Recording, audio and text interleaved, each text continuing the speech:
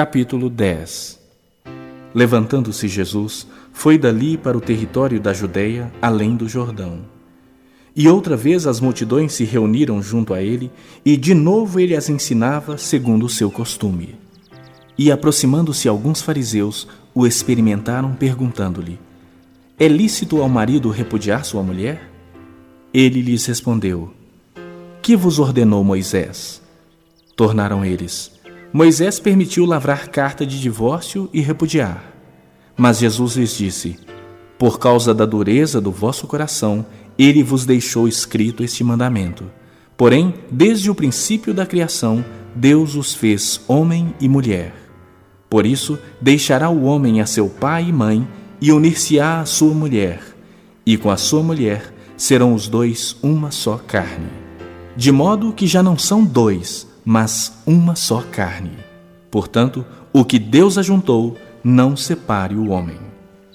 Em casa, voltaram os discípulos a interrogá-lo sobre esse assunto. E ele lhes disse: quem repudiar sua mulher e casar-se com outra, comete adultério contra aquela.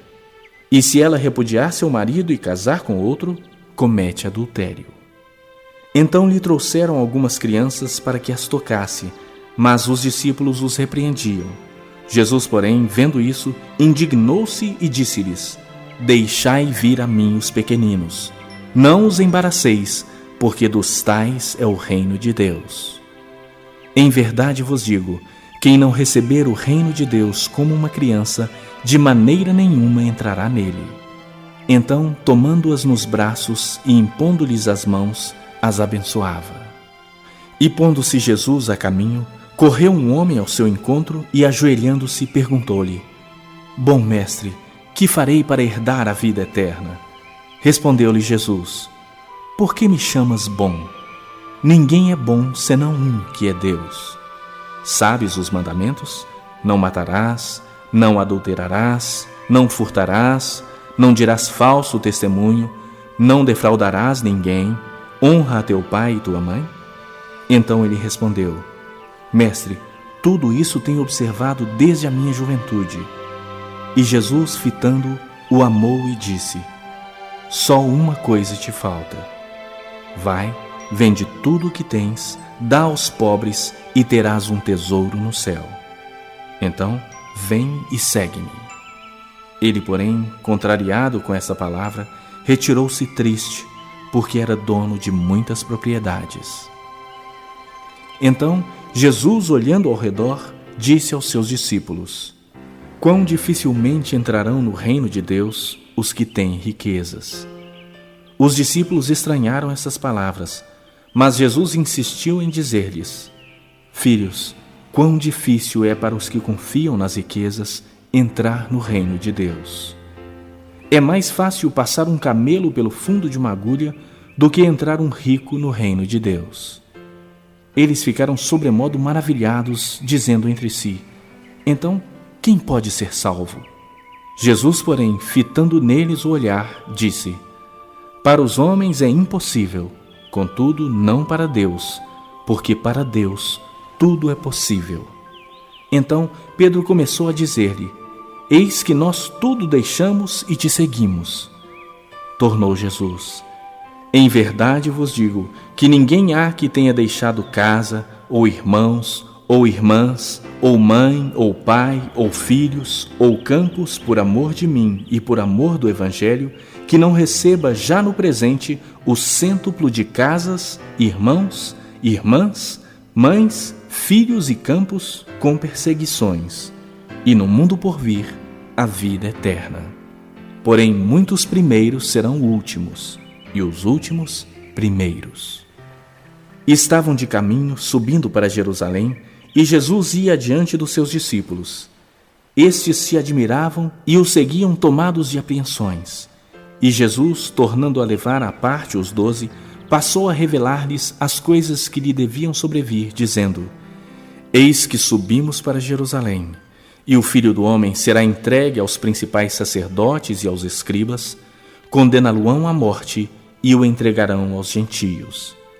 Hão de escarnecê-lo, cuspir nele, açoitá-lo e matá-lo. Mas, depois de 3 dias, ressuscitará. Então se aproximaram dele Tiago e João, filhos de Zebedeu, dizendo-lhe: Mestre, queremos que nos concedas o que te vamos pedir. E ele lhes perguntou: Que quereis que vos faça?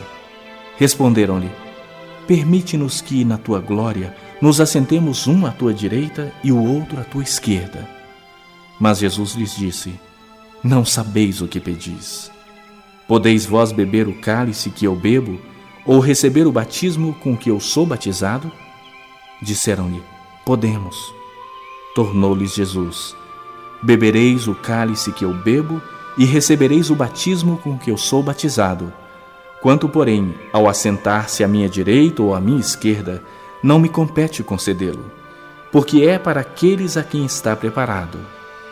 Ouvindo isso, indignaram-se os 10 contra Tiago e João. Mas Jesus, chamando-os para junto de si, disse-lhes: Sabeis que os que são considerados governadores dos povos têm-nos sob o seu domínio, e sobre eles os seus maiorais exercem autoridade. Mas entre vós não é assim. Pelo contrário, quem quiser tornar-se grande entre vós, será esse o que vos sirva. E quem quiser ser o primeiro entre vós, será servo de todos. Pois o próprio Filho do Homem não veio para ser servido, mas para servir e dar a sua vida em resgate por muitos. E foram para Jericó.